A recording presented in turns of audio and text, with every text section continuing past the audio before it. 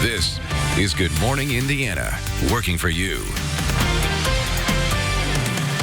It is 5 o'clock here on your Wednesday morning. Good morning to you. I'm Lauren Casey. And I'm Meredith Barrick. Here's what's making headlines on this June 3rd. Votes still being counted this morning after a record-breaking primary election. We'll show you the results and how the election board is dealing with all the mail-in ballots. Indianapolis still under a curfew this morning as protests continued for a fifth day. Their demand for answers in the death of George Floyd and Dre'Jon Reed. And an emotional plea in Houston as George Floyd's family leads thousands in protests, how his family and hometown are honoring his name. But first, we need to get a check of your Storm Team 6 forecast. Yeah, that's right. Todd Clausen is social distancing, working from home today, and it's going to be a hot one out there, Todd. But what else can we expect? Yeah, the heat's around again today, Lauren, and the chance of storms. You ladies have walked outside already. You know that it's pretty mild with temperatures in the 60s and 70s. I have not been outside yet, but it's a much warmer start than it was yesterday. Yesterday, we were down into the 50s in some locations to start our day. So with the warmer start, it's going to be a warmer finish later on this afternoon. Right at 70 degrees in Indianapolis, 70 in Bedford, 74 in Muncie. There's some humidity around as well. And there's a little bit more in the way of cloud cover this morning that you can see streaming through the area. Completely dry, though, here throughout the morning hours. You don't have to worry about any rainfall this morning, but you notice that thin line of showers and storms right on the Wisconsin-Chicago or Wisconsin-Illinois border, dropping down towards the Chicago area, and that'll continue that slow southward trend throughout the day today. So it's going to take a little while for these storms to get here. We'll thin the clouds out once the sun comes up to partly cloudy skies, back into the mid to upper 80s. If you hold the storms off long enough in your neighborhood, which is mainly southern locations, not out of the question, some of you could see your first 90-degree temperature of the year later on this afternoon. Lauren? Todd, thank you. We're keeping a close eye on traffic as you're heading out on the roads this morning. This is a look on the northwest side. I-65 here on Lafayette Road. Things are quiet. We'll continue to keep an eye out for any crashes or delays, but you shouldn't have any problems if you're heading to work through this area. Well, this morning, more results are in after a record-setting primary election here in the state of Indiana. Many counties still tallying votes due to an unprecedented number of mail-in ballots and pandemic precautions. Here are the results we have so far. One of the most watched races in central Indiana is to replace Susan Brooks as 5th District Representative. Victoria Sparks has been declared the winner of the Republican primary with 41% of the vote. She'll go up against Christina Hale, winner of the Democratic primary, with 39% of the vote. We are also keeping track of the referenda for 2 school districts in our community. Washington Township proposed 2 referenda. One was for operations, including a boost to teacher pay. It was approved with 64% voting yes. The construction referendum also given the okay with 60% of the vote. Beech Grove also put up 2 referenda for vote. Their operations proposal sits at 61% yes. The construction referenda counts 60% in favor. You can find more election results scrolling at the bottom of your screen and at theindychannel.com. Well, in the middle of a pandemic, yesterday's primary election set a record. More people than ever chose to vote by mail-in here in Marion County to avoid voting in person, but not everyone who requested an absentee ballot got one. This morning, our Kelsey Anderson shows us how the election board plans to address those issues before we get to November's general election. Kelsey. While mail-in ballots were successful for the majority of voters in Marion County, hundreds still had to wait in line yesterday at just one of the 22 voting locations open for in-person voting. The county decision to only use about 10% of their normal polling places led to long lines on Tuesday as some voters waited over an hour to vote. The Marion County Election Board says for the general election, voters can likely expect to have more choices when it comes to polling places. We know that we're going to have double or triple the turnout in the fall, and so I think that's something we'll take into account. But with COVID-19 still spreading, it makes it difficult for those in charge of elections to give an exact detail on what voting will look like in November. One thing they do want you to know is that sending ballots through the mail is safe. 45,000 absentee ballots have already been counted, and the Marion County Clerk's Office says they will continue that job today. Of course, you can head over to theindychannel.com for everything you need to know about yesterday's primary. I'm Kelsey Anderson, RTV6. Kelsey, thank you. For the fifth straight night, protesters took to the streets of Indianapolis seeking justice for the death of George Floyd, who was in police custody in Minneapolis when he died. They also want answers after IMPD shot and killed Drejon Reed last month. Our Alyssa Donovan is live on Monument Circle, where last night's protest took place. Alyssa, things quiet there now. That's right, Meredith. Nice and quiet this morning, and it was quiet last night as well. Protesters took to the streets peacefully. They started here at Monument Circle before they marched around downtown. This included people of all races marching for change in our city as well as cities across the country when it comes to police and their relations with people across the city. Last night, protests remained peaceful. Protesters continuing to share their message into the night as the 9 p.m. curfew came and went. People marching holding signs that say, "I can't breathe," something one protester says was not only George Floyd's last words, but how people have felt for a long time. However, you may look at it, it's still, we're being done wrong, and no one is taking a look at that. They're looking at the actions from what we're doing, but our actions are a reaction to what's been done to us. We're not being treated fairly, and that's not fair. And those standing in solidarity with the black community say they can't turn a blind eye to injustice. And yesterday on the Circle, people took to painting signs on those boards that have been put up by business to protect from further damage. Those messages continuing to help them spread what they want for change. Reporting live, Alyssa Donovan, RTV6. Alyssa, thank you. There were many positive reactions to moments of unity captured during a demonstration outside of the governor's residence Monday night. Police officers walked down Meridian with protesters, and some embraced each other.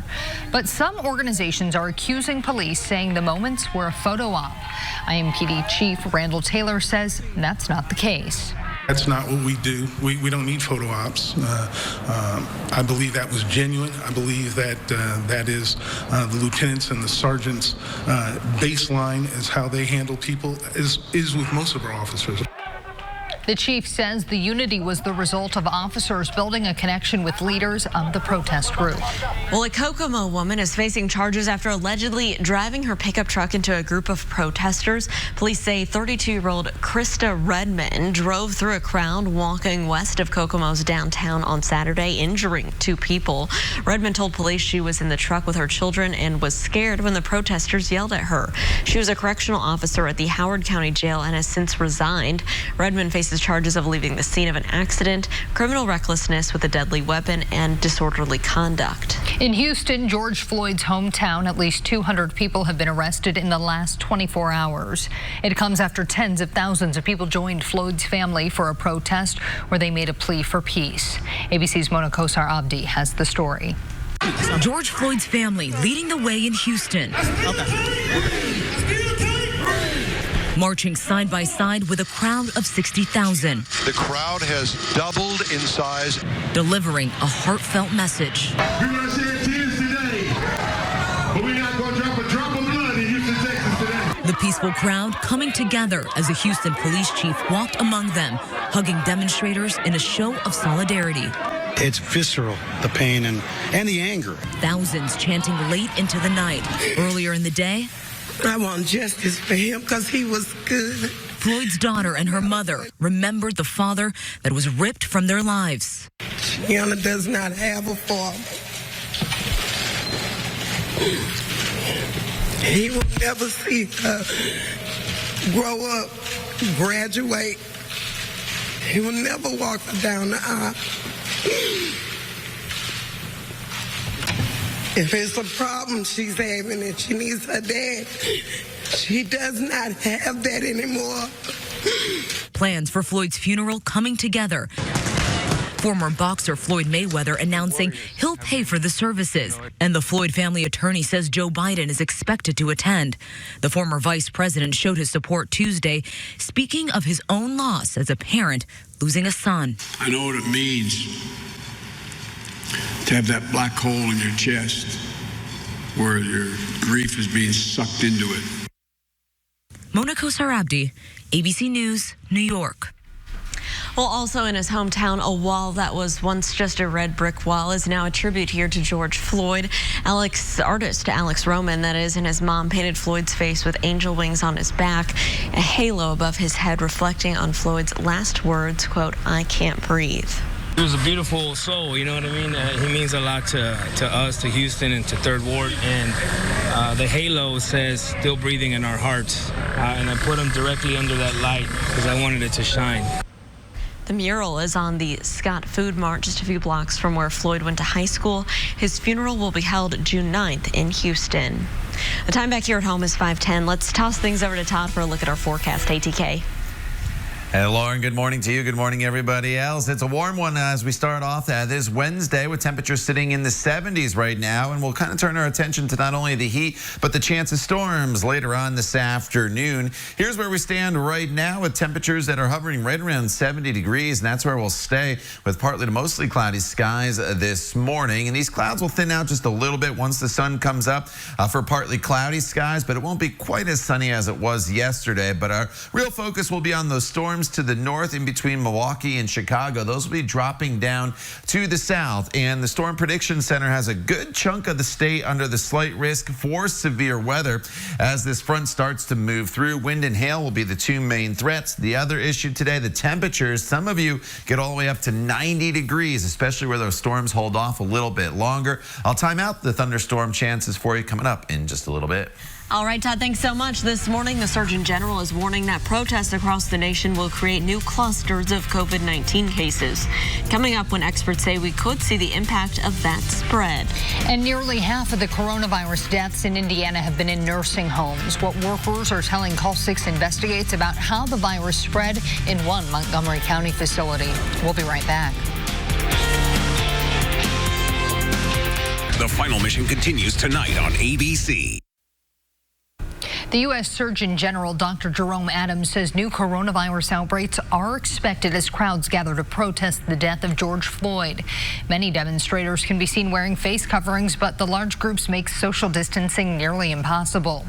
Adams also noted that the pandemic has disproportionately affected people of color.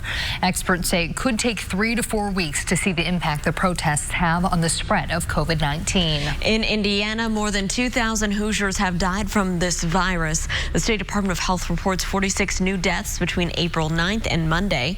430 new cases were also confirmed, bringing the total number of cases in our state to more than 35,000. 945 people have died in long-term care facilities. So that makes up nearly half of all COVID-19 deaths in the state of Indiana. At least 150 facilities in the state have had at least one death from this virus. Well, Dara Hendricks worked at the Ben-Hur Health and Rehab in Crawfordsville, and she was a front desk receptionist. Well, she quit her job out of concern for her safety. This weekend, she learned that she's COVID-19 positive. Dara says that she's not a nurse, but she worked in the COVID positive unit taking temperatures. She tells us she witnessed materials and workers going back and forth between the positive unit and other areas of Ben-Hur without sanitizing or changing clothes. When the facility moved her back to the reception area, Dara was surprised that she didn't have to quarantine herself despite working for weeks in the COVID positive area. I was tickled to death to go back to a little bit of sanity.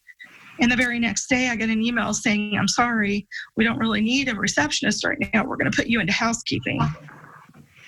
And it would be wiping down all contaminated areas all day long. That's all I would be doing. And I just did not feel comfortable doing that.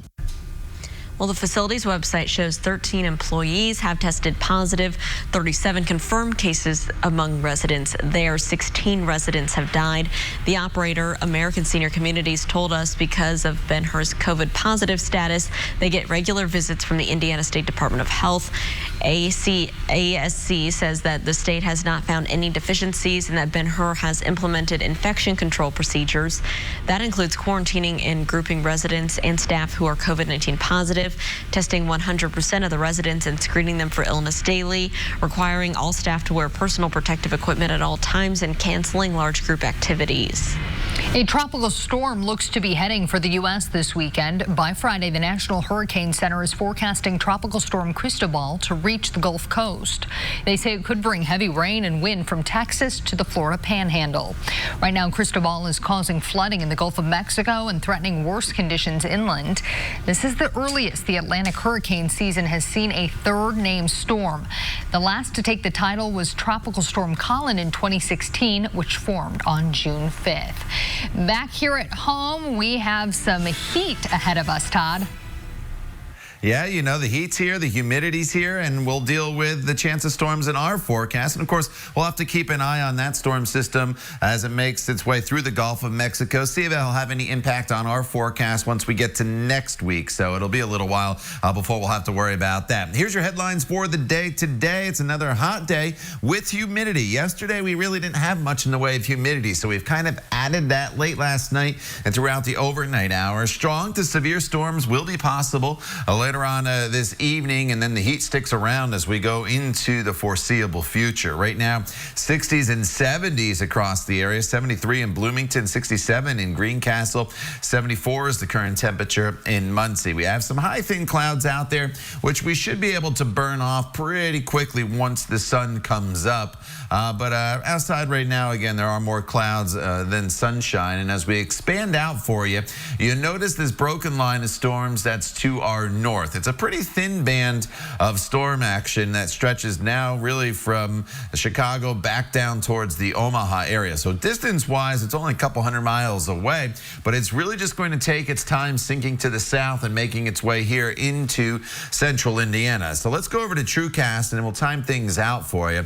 Now, not everybody is going to see these storms throughout the course of the day today. In fact, I don't think many of you, or maybe none of you, see storms by 1, 2 o'clock. It's really not until, I would say, late afternoon, more so the evening hours, that will start to bring some of these storms into the forecast. First in northern locations. For those of you to the south, you probably don't see any threat of rainfall until after sunset. And then throughout the overnight hours, the storm chances kind of increase for everybody across the area. Now, as these storms come in, they could be pretty intense on an isolated basis. I don't think it's going to be a big line of severe weather sweeping across the state, but embedded within that line of storms, there could be some heavier downpours and some severe cells. And that's why the storm prediction has the slight risk out for the severe threat. The main threats would be wind and hail. With this kind of setup, tornado threat's pretty low for the day today. I would probably go wind, hail, and then tornadoes, again, they're going to be the lowest threat. Highs today up to right around 90 degrees. Locations to the south, Terre Haute, Bloomington, Columbus. Since you're not going to see the storms until later in the day, you're probably getting up to right around 90 degrees. It is a little cooler to the north where the clouds will start to build in just a little bit quicker throughout the course of the day. Now, tomorrow, it looks like this front may push far enough to the south that will take a lot of the storms out of the forecast. There could be some isolated ones tomorrow. There's no doubt about that, with temperatures that will be in the mid-80s and maybe a little bit more cloud cover tomorrow. But neither today, tomorrow, or Friday is a washout of a day. There's a lot of dry hours with just the chance of storms. The weekend looks sun-filled, lower humidity, but still warm with temperatures in the mid-80s. Then next week, it stays in the 80s, but we'll have to keep an eye again on Cristobal and see exactly where that goes once it makes landfall in the Gulf of Mexico, along the Gulf of Mexico and Louisiana, most likely during the course of the weekend. Lauren? All right, Todd, thank you so much. We're keeping a close eye on traffic as you're heading out on the roads this morning. Here's a live look at traffic on the north side, I-465, a view here near Ditch Road, where it looks like traffic is really picking up this morning. You can see everything is moving along up to speed from eastbound and westbound at this hour. No crashes out there to slow you down. We'll continue to keep our eyes on our roads throughout your Wednesday, and we will keep you updated on any delays. Getting life insurance may be a bit more difficult right now because of coronavirus. The cost of policies has gone up.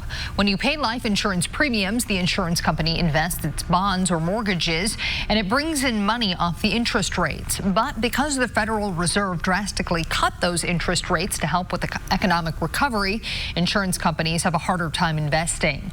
It may also take more time to get approved for a policy. That's mostly because insurance companies want medical information, which many people are having a hard time getting from their doctor right now. Well, the College Board has scratched its plan to offer an at-home version of the SAT. The company that administers the test says it can't guarantee that all students would have the technology needed to make this possible. Taking the college entrance exam at home would have required 3 hours of uninterrupted internet access. Instead, College Board says it's working to expand availability at in-person test centers to make sure social distancing is possible. It's also asking colleges to be more flexible with the testing requirements. Tomorrow is National Cheese Day, and Wisconsin dairy farmers are hosting a big way to celebrate. After the break, what they have planned for the world's largest virtual cheese party. Okay, sign me up for that. We'll be right back. Working for you. If you love cheese, some cheesemakers want you to join them for the largest online cheese party tomorrow. According to Food and Wine magazine, dairy farmers of Wisconsin are asking you to take a virtual cheesecation. The group will mark National Cheese Day Thursday by giving people the opportunity to meet cheesemakers, participate in cheese tastings, trivia, and giveaways. If you're interested, you can register for free on Zoom, where the party will be hosted. I am hungry now. That looks good. Just need some crackers and a little wine, and you got a great little snack there, in my opinion. All right. Looks great. Looks great. Even at 5:26 in the morning, looks really good. Hey, it's almost right? lunchtime for all of us. So. that is true. One of the benefits from working from home, I can just go right up the stairs and just grab a little slice of cheese if I want to. All right, outside right now. We're keeping an eye on those storms to the north. That'll be the main player in the forecast later on this afternoon and into the evening hours as they drop to the south. Until then, we'll have hazy sunshine. We'll have warm and muggy conditions as high temperatures today will eventually get up to close to right around 90 degrees. Todd, thank you. We are learning more about the life of a former IU football player, Chris Beatty, just ahead here on Good Morning Indiana, how his friends and the community are paying tribute to his legacy. We'll be back after the break. Show today at 10 on RTV6. This is Good Morning Indiana, working for you. Now at 5:30 here on Good Morning Indiana, the coronavirus pandemic changed the way many Hoosiers cast their vote. This morning, how the Marion County Election Board is preparing for November, and a look at last night's election results. And for the 5th straight night, protesters took to the streets of Indianapolis seeking justice for the death of George Floyd. The message protesters want you to hear this morning. 5:30 here on your Wednesday morning. Thanks for joining us. I'm Meredith Barrick. And I'm Lauren Casey. Todd Clausen is joining us from home this morning. And Todd, what can we expect? We're halfway through the work week, and it's going to be a hot one, it sounds like. Yeah, you know, the temperatures are exactly where they were yesterday, so you can kind of use that as a sort of an example of where we're going temperature-wise. The difference, though, is the humidity. We're going to add the humidity into the forecast throughout the day today, and that's what's going to at least make it a lot more uncomfortable across the area. We're sitting in the 60s and 70s right now, and that's warmer than where we started yesterday, but there's a little more in the way of cloud cover this morning, so that's going to prevent the temperatures from rapidly warming like they did yesterday when we were in the full sunshine. So we have a little bit of cloud cover out there currently. We'll burn that off across the area throughout the morning hours, and we'll get into hazy sunshine. But you notice that line of storms to our north. That'll drop in late this afternoon, more so this evening across the area. Before it gets here, temperatures in the upper 80s. Some of you to the south where the storms don't get till after sunset will probably likely get to 90 degrees. So prepare yourself for the heat and humidity. I'll talk more about these storm chances for you coming up in just a little bit. All right, Todd, thank you so much. We're keeping a close eye on traffic as you're heading out on the roads this Wednesday. Here's a look right now to our southeast, I-74 near Post Road. Traffic is moving along up to speed both eastbound and westbound. No delays to slow you down. Here at 5:32, in the middle of a pandemic, yesterday's primary election set a record. More people than ever chose to vote by mail here in Marion County to avoid that voting in person. But not everyone who requested an absentee ballot received one. This morning, our Kelsey Anderson shows us how the election board plans to address issues before November's general election. It was a record year for absentee ballots yesterday in Marion County, but some voters still upset because they never received the absentee ballot they requested, and they had to wait in line for over an hour to vote yesterday. Breanne Delaney, Director of Elections for Marion County Election Board, says they knew there were going to be some challenges with this primary because they've never had an election during a pandemic. Marion County decided to only use 22 voting locations compared to their normal over 200. Before November's election day, Delaney does want voters to know ballots sent through the mail are safe. One of the biggest safety features in Indiana law is you have to do a signature comparison. You have to have a bipartisan team review the ballot signature. It does have a lot of checks and balances behind it. She says you can expect to see more polling places in November open because they know the turnout will be greater. County officials say over 45,000 absentee ballots have already been counted, and they plan on finishing the job later today. Of course, you can always find election results over on the IndyChannel.com. I'm Kelsey Anderson, RTV6. Kelsey, thank you. More results are in after the record-setting primary. Many counties still tallying votes due to an unprecedented number of mail-in ballots and pandemic precautions. Here are the results we have so far. One of the most watched races in central Indiana is to replace Susan Brooks as 5th District Representative. Victoria Spartz has been declared the winner of the Republican primary with 41% of the vote. She'll go up against Christina Hale, winner of the Democratic primary, with 39% of the vote. We are also keeping close track of the referenda for 2 school districts in our community. Washington Township proposed 2 referenda. One was for operations that included a boost in teacher pay, and that was approved with 64% of the vote. The construction referendum also given the okay there with 60% of the vote. Beech Grove also put up 2 referenda for vote. Their operations proposal sits at 61% yes. The construction referendum counts 60% in favor. You can find more election results scrolling at the bottom of your screen and at the IndyChannel.com. It is 5:34. Protesters took to the streets again in Indianapolis last night, peacefully marching for change. Our own Alyssa Donovan is joining us live this morning from Monument Circle, where that protest took place. Alyssa, looks pretty quiet out there this morning. What can you tell us?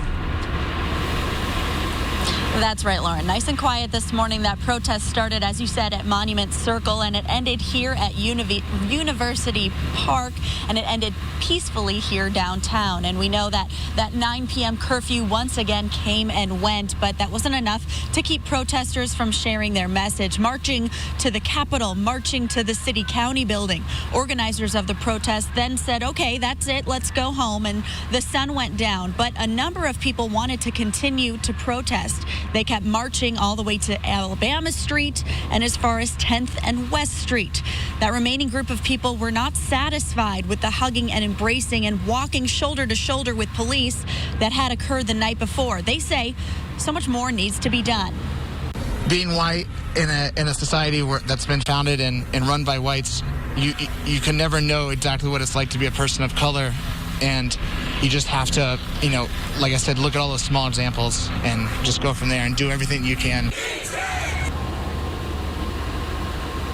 And those protesters who continued past last night's curfew stressed that the showing of unity witnessed on Monday night between police and protesters is not going to change the world we live in. And today, protests are planned once again, expecting those to start right around 4 p.m. And again, this will be the 6th day of protests in Indianapolis. Reporting live, Alyssa Donovan, RTV6. Alyssa, thank you. Another night of protests around the nation, thousands demanding justice for George Floyd.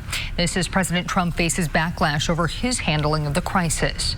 ABC's Inez de la Catera is in Washington with the latest.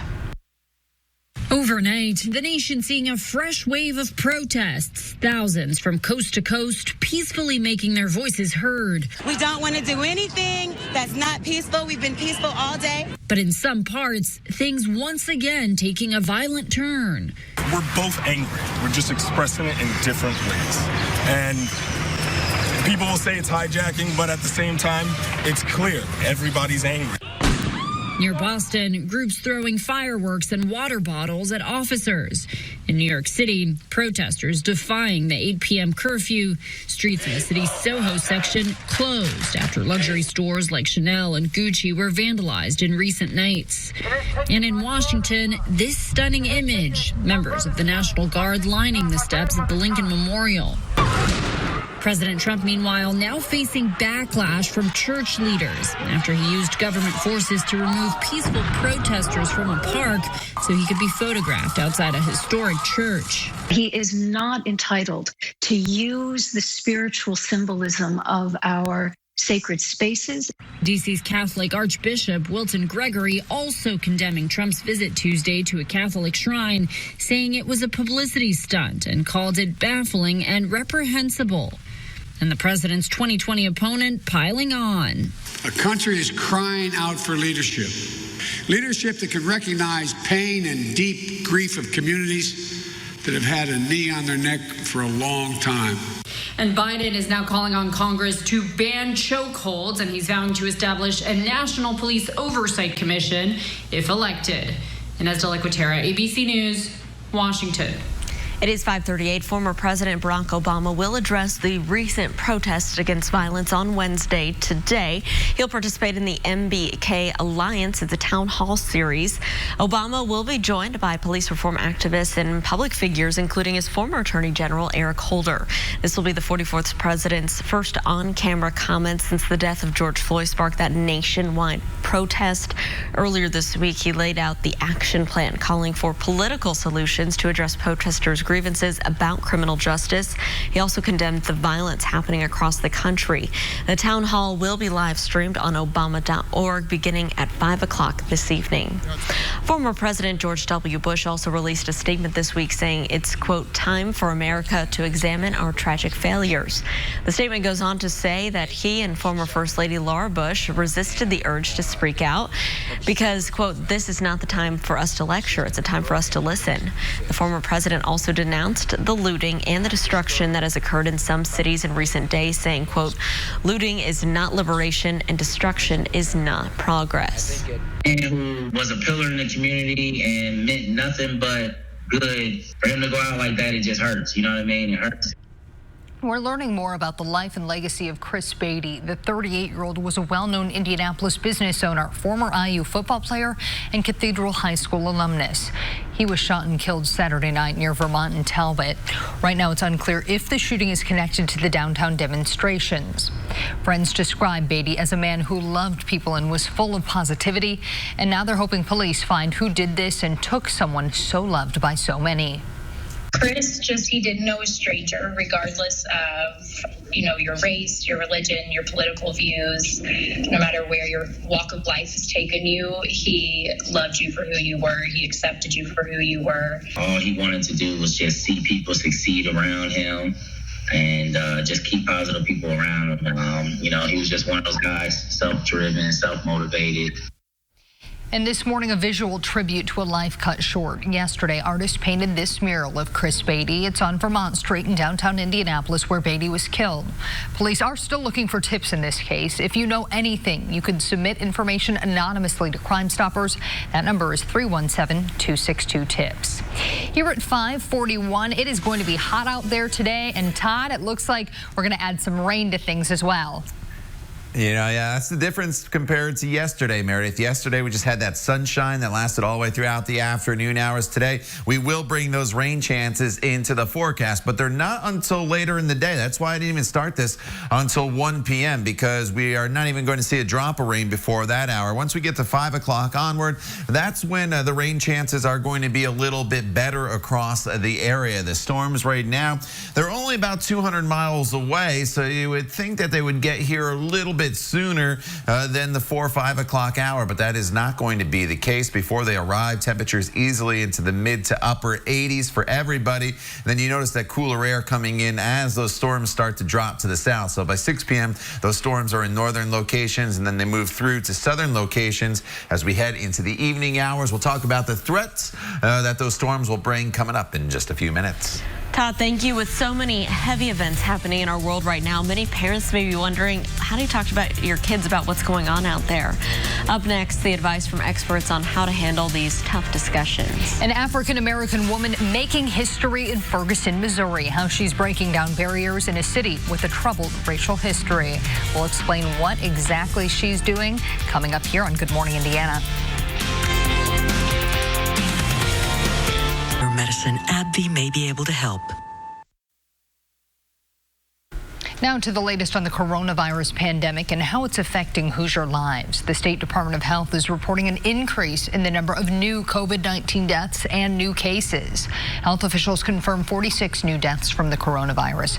That's 37 more deaths than were reported Monday. Some of the newly reported deaths date back to early April.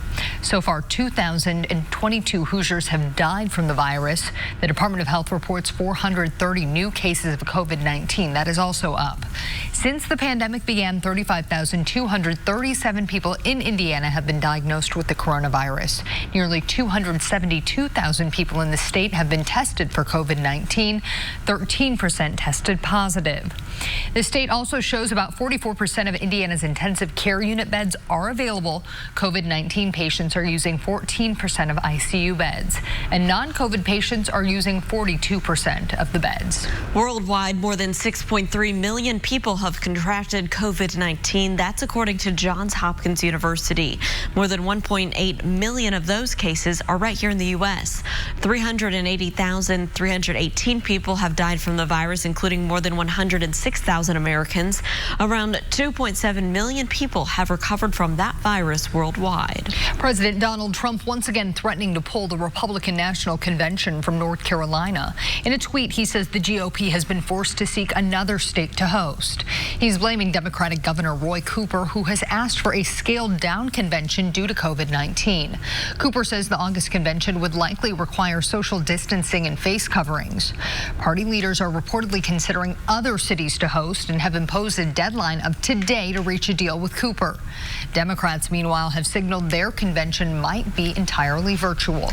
It is 5:47, and longtime Congressman Steve King has lost his bid for re-election. The Iowa Republican is ending a nearly 2-decade-long career after 9 terms.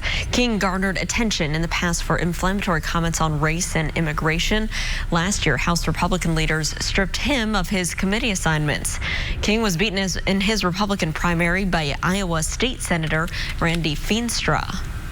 And history was made in Ferguson, Missouri last night. The city's first black mayor was elected. Ella James won with 54% of the vote. In 2014, Ferguson was the epicenter of racial unrest over the shooting death of Michael Brown. The unarmed African-American teen was shot by a white police officer, sparking outrage and protests. Ella James is also now the first female mayor of Ferguson. James was elected as Ferguson's first African-American city council member the year after Michael Brown's death. Her election comes as another series of Black Lives Matter protests are taking place over the killing of George Floyd. Here at 5:48, Todd, let's talk about this weather that we've got headed our way here for not only today, but the next few days. A lot that people need to pay attention to. Yeah, you know, we've had the heat around since really Monday. Monday was warm yesterday, up to 87 degrees. Today we'll be in that 87 to 90 degree range.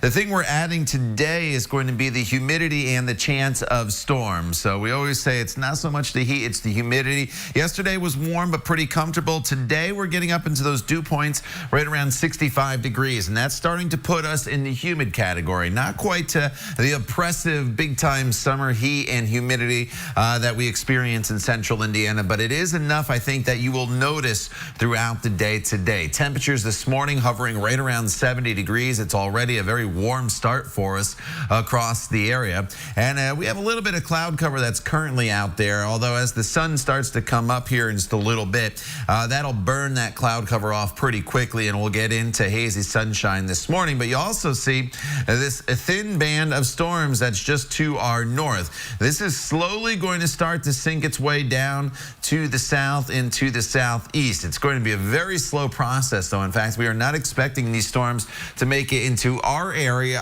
probably until at least mid-afternoon, more so probably early evening for many of you in northern locations. For those of you to the south, Bloomington, Greensburg, Columbus, Seymour, you probably don't see any rain until after sunset tonight. So as you start to make plans, none of these storms are going to drop in from north to south. As they come in, in. They should start to weaken, though, as we lose the heating of the day. But a couple of them could be borderline strong to severe even into the overnight hours. And then even into tomorrow, there will be still a few lingering showers. The Storm Prediction Center on the left-hand side of your screen shows that yellow band. That's a slight risk for severe weather. And on the right side of your screen, you see the main risks. Tornado threat, pretty low today. A large hail, getting up there a little bit closer to moderate, but the biggest threat we'll see is going to be the potential for high winds. These storms move through pretty quick, so flooding really not going to be an issue for us. Where those storms take longer to get to, highs will be near 90, where they move in a little bit quicker, still into the upper 80s in the Peru area. And then for tomorrow, we're still in the upper 80s with partly to mostly cloudy skies. And tomorrow, there'll still be the chance of a few showers and thunderstorms off and on, but by no means is Thursday going to be a washout, and neither will Friday. Saturday and Sunday, you see the temperatures stay in the mid-80s. The big difference, though, as we get into the weekend, once that front goes through on Friday, the weekend will feature low humidity all across the area, so start making those outdoor plans now. All right, Todd, thank you so much. Let's take a look at traffic as you're heading out on the roads. This is a live look at I-65 down in Johnson County. You can see we do have a lane blocked there on the off-ramp, but one lane does remain open here as you're trying to get off, maybe to go on Whiteland Road for your commute. And you can see traffic other than that is traveling up to speed both northbound and southbound this morning. We'll continue to keep you updated on any other crashes or delays throughout the morning. With the coronavirus pandemic and protests across the country taking center stage, some parents may be wondering how to explain what's going on to their kids. Our partners at Newsy asked the experts. A report found that 48% of kids surveyed said following the news is important to them, but 63% said it makes them feel sad or angry. Experts say it's okay for parents to admit they're still processing thoughts and feelings too. They also say parents should monitor what their kids are taking in online. Just the main thing is to reassure them that we are adults, we're figuring this out. We will keep you safe. That is our job. One has to negotiate that very carefully so that as they try to protect young people from some of the things that they see on social media, that they also don't eliminate the sources of normal peer interaction and support that they need during this time when they're not going to school, not going to sports, not going to social clubs. Experts also say it's important for parents to remember that kids are watching and how parents react plant the seed for what they do or don't do in the future. A Virginia brewery is looking for someone to hike the entire Appalachian Trail. Coming up, the details on the job and its big perks. We'll be right back.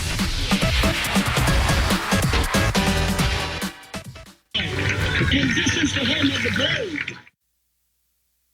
One lucky hiker who wants to take on the Appalachian Trail will get paid $20 grand to do it. You also have to love beer. Devil's Backbone Brewing Company is accepting applications for its chief hiking officer. The person who lands this gig will trek the entire 2,200-mile trail from Georgia to Maine, consuming and sharing plenty of brews along the way. The job even comes with a $20,000 stipend and free travel to the trailhead. Gear is also included, but no hotel expenses. Devil's Backbone estimates it will take 5 to 7 months to complete the assignment, which starts next year. And Todd, if anyone is headed out today for a hike or a long walk, they might want to bring a cold water bottle.